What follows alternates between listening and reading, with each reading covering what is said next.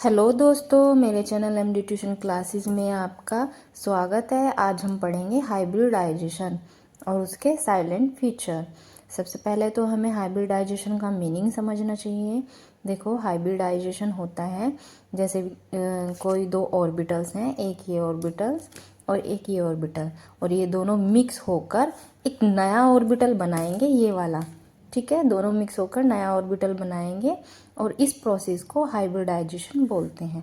और ये नया ऑर्बिटल जो होगा, जैसे कि दो ऑर्बिटल मिले हैं यहाँ पर, तो जो नए ऑर्बिटल बनेगा ये वाला, ये भी दो ही होंगे। जितने ऑर्बिटल मिक्स होंगे उतने ही नए ऑर्बिटल बनेंगे। ठीक है, इस प्रोसेस को हाइब्रिडाइजेशन बोलते हैं। अगर नॉर्मल भाषा में समझें तो हाइब्रिडाइजेशन जो होता है, दो चीज़ों का मिक्स होता है, किसी भी दो चीज़ों का। और जैसे कि हम कृषि विज्ञान में भी देखते हैं कि नई नई स्पीसीज़ की फसल होती हैं, उनको आपस में हाइब्रिडाइज करा के एक नई फसल बनाई जाती है, उसको हाइब्रिड फसल बोलते हैं। और एनिमल्स में भी हम देखते हैं, बहुत अच्छा एग्जाम्पल है एनिमल्स में खच्चर का। यहाँ पर देखो, कोई मेल या फीमेल गधा और एक घोड़ा लेंगे, उनको हाइब्रिडाइज कराएंगे और उनका जो बेबी होगा वो खच्चर पैदा होगा। वे जो खच्चर होता है वो हाइब्रिड होता है घोड़े का और गधे का, और उस खच्चर को सामान ढोने में या इस तरह यूज़ करते हैं। ठीक है, अब हम नॉर्मली हाइब्रिडाइजेशन की डेफिनेशन पढ़ते हैं। ठीक है, the process of hybridization involving the mixing of orbitals of almost similar energy. ठीक है, हाइब्रिडाइजेशन प्रोसेस में ऑर्बिटल्स जो होंगे मिक्स होंगे, उनकी सिमिलर एनर्जी होंगी और सेम एटम होंगे, बिलोंगिंग टू सेम एटम से बिलोंग करेंगे। ठीक है, to from the same number of orbital exactly equal energy. ठीक है, मान लो तीन हमने ऑर्बिटल लिए और तीनों ही मिक्स हुए, और तीनों ही मिक्स होके तीन नई हाइब्रिड ऑर्बिटल बनाया उन्होंने। इतने ही जितने नंबर में मिक्स होंगे उतने ही नंबर में ऑर्बिटल बनेंगे, और बनने के बाद उनकी जो एनर्जी लेवल होगी एग्जैक्टली इक्वल होगी। मान लो इसकी एनर्जी लेवल 2.5 है इस वाले ऑर्बिटल की, तो ये भी 2.5 होगा, ये भी 2.5 होगा।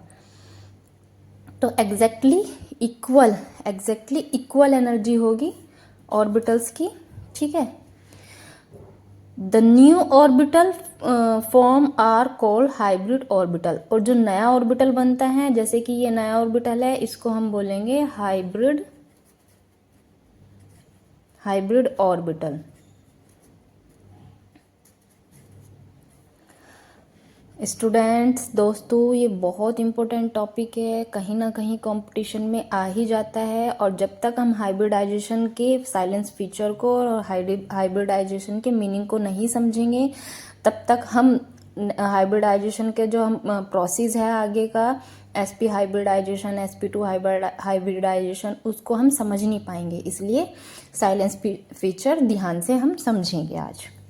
ठीक है, number 1, only the valence shell atom orbitals of an atom or ion mix together to give the hybrid orbital। ठीक है, ये बोल रहा है कोई भी एटम और आयन है, उसका वैलेंस सेल के जो इलेक्ट्रॉन होंगे, ठीक है, इलेक्ट्रॉन वैलेंस सेल में जो इलेक्ट्रॉन होंगे यानी वैलेंस सेल के जो ऑर्बिटल होंगे वही पार्टिसिपेट करेंगे और वही एक नया हाइब्रिड ऑर्बिटल्स बनाएंगे, उसको हम हाइब्रिड ऑर्बिटल बोलते हैं। ठीक है, नेक्स्ट साइलेंस फीचर है, few cases empty atomic orbital are of electrons are also involving in the hybridization।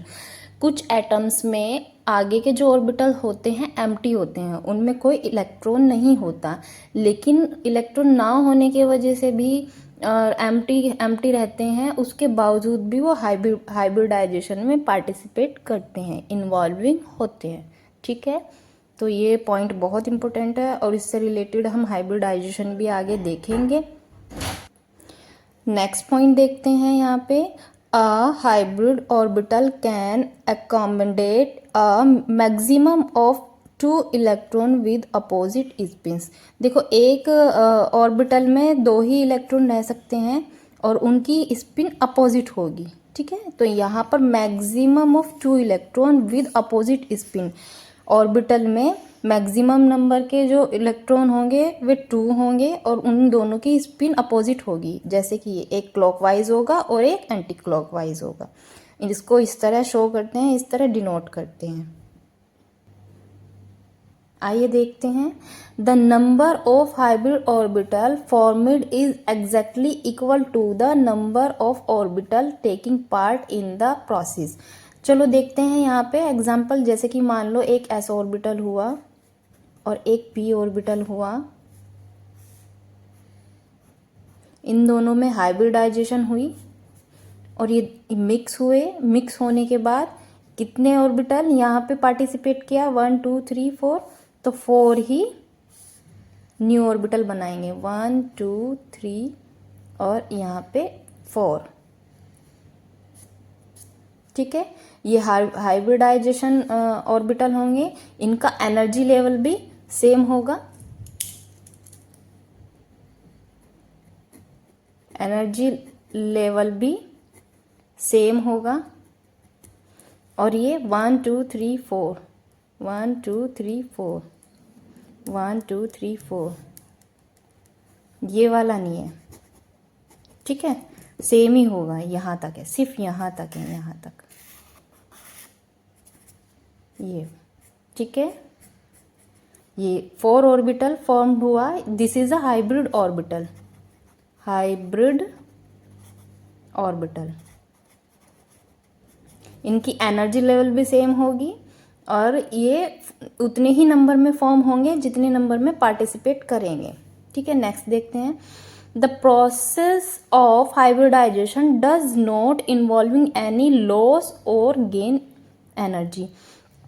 जब ये प्रोसेस होता है, ये मिक्स होते हैं ऑर्बिटल, ठीक है, तब उस दौरान ना ही तो कोई एनर्जी लॉस होती और ना ही कोई एनर्जी गेन होती। Does not involving any loss और गेन एनर्जी, कोई भी एनर्जी ना ही तो दी जाती और ना ही इसके प्रोसेस के दौरान कोई भी एनर्जी नहीं निकलती। नेक्स्ट देखते हैं। The hybridization orbital have equivalent energies, identical size and shape, that is hybrid orbital are degenerate। यहाँ पर भी सेम यही बात बता रहा है। जो जितने भी ऑर्बिटल आपस में मिलेंगे और उतने ही नंबर में हाइब्रिड ऑर्बिटल बनाएंगे, उनकी एनर्जी लेवल भी सेम होगा। ठीक है, उतने ही नंबर में हाइब्रिड ऑर्बिटल होंगे और साथ साथ उनका साइज और शेप भी सेम होगा। ऐसा नहीं है कि इस साइज में छोटा हो जाए या ये बड़ा हो जाए, नहीं, उनका सिमिलर साइज होगा, सिमिलर शेप होगी। ठीक है, ऐसी ऑर्बिटल हाइब्रिड ऑर्बिटल्स जो होते हैं उनको डीजेनरेट बोलते हैं। डीजेनरेट, ठीक है, ये बहुत इंपॉर्टेंट है। जिस चीज़ को मैं मार्क कर रही हूँ 1 नंबर में MCQ में आ जाते हैं। What is a degenerate, degenerate क्या होता है ये। ठीक है, डीजेनरेट या डीजेनरेशन। नेक्स्ट देखेंगे हम। Number of hybrid orbital form on the sum of sigma bond pair and lone pair surrounding central atom. Hybrid orbital में इलेक्ट्रॉन्स होंगे, उतने ही सिग्मा बॉन्ड इस तरह होंगे बनाएंगे और साथ में लोन पेयर भी होंगे, उसके सराउंडिंग होंगे। कुछ लोन पेयर होंगे, कुछ सिग्मा बॉन्ड बनाएंगे, वो सेंट्रल मेटल के सराउंडिंग चारों तरफ होंगे। ये वाला पॉइंट ये कहने वाला है। ठीक है, नेक्स्ट पॉइंट देखते हैं। ये पॉइंट सबसे ज़्यादा इम्पोर्टेंट है और ध्यान में रखने वाला पॉइंट है और इसकी मदद से हम हाइब्रिडाइजेशन बहुत इजी तरीके से हम निकाल सकते हैं, इसलिए बहुत ध्यान से समझना यहाँ पर। The sum of sigma bond pair and lone pair is equal to. अब यहाँ पे ये बोल रहा है, मान लो कोई भी सेंट्रल एटम है यहाँ पर और उस पे यहाँ पर इस तरह कुछ तो है यहाँ पर लोन पेयर, ये भी लोन पेयर है, कुछ ये सिग्मा बॉन्ड बन गए। तो उसको काउंट कर लेंगे हम। सिग्मा बॉन्ड कितने हैं, 1 2 3 4, और लोन पेयर कितने हैं, 1 और 2। उनका टोटल नंबर देख लेंगे कितना होगा। जैसे कि टोटल नंबर अगर 2 आया तो उसका जो स्ट्रक्चर होगा मॉलिक्यूल का लीनियर होगा और उसमें हाइब्रिडाइजेशन होगी sp। अगर उनका टोटल नंबर ऑफ 3 आया तो उसका स्ट्रक्चर होगा ट्राइगोनल प्लेनर और उसमें हाइब्रिडाइजेशन होगी sp2। ठीक है। और अगर 4 आया उनका total number of lone pair and sigma bond pair का 4 आया टोटल नंबर, तो स्ट्रक्चर होगा टेट्राहेड्रल या फिर स्क्वायर प्लेनर, इन दोनों में से, और हाइब्रिडाइजेशन होगी sp3।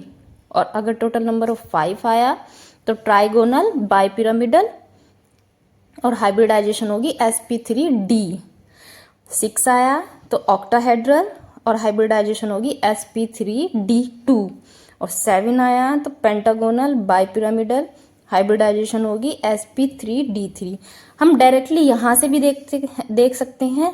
जैसे कि 2 नंबर है तो 2 sp यानी 1 2 कितने ऑर्बिटल हुए, 1 2। ठीक है। 3 है तो sp2 2 और एक ही हो गया 3, तो 3 हो गए।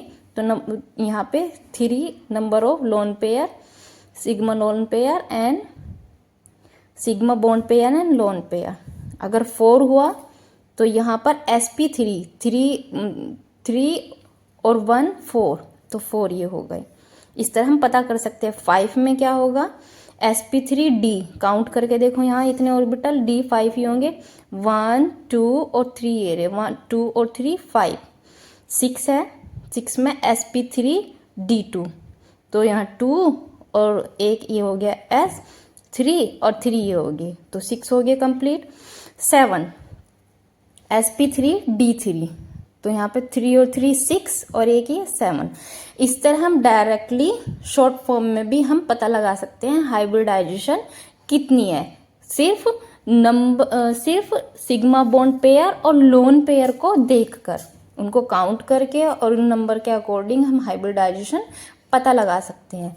नेक्स्ट पार्ट में हम डिफरेंट टाइप के हाइब्रिडाइजेशन पढ़ेंगे, जैसे sp sp2 sp3, ये सारे हाइब्रिडाइजेशन, इनकी शेप अच्छे से डिस्कस करेंगे और शॉर्ट तरीका बताऊंगी कि कैसे एकदम से हम हाइब्रिडाइजेशन किसी भी मॉलिक्यूल में हम पता कर सकते हैं। मेरे चैनल पर इसी तरह बने रहिए। आपको वीडियो पसंद आए तो शेयर कीजिए, लाइक कीजिए और मेरे चैनल को सब्सक्राइब कीजिए। और अगला टॉपिक मुझे बताइए क्या पढ़ाना चाहिए, और अगर हाइब्रिडाइजेशन की नेक्स्ट टॉपिक चाहिए तो भी आप मुझे कमेंट कीजिए। धन्यवाद।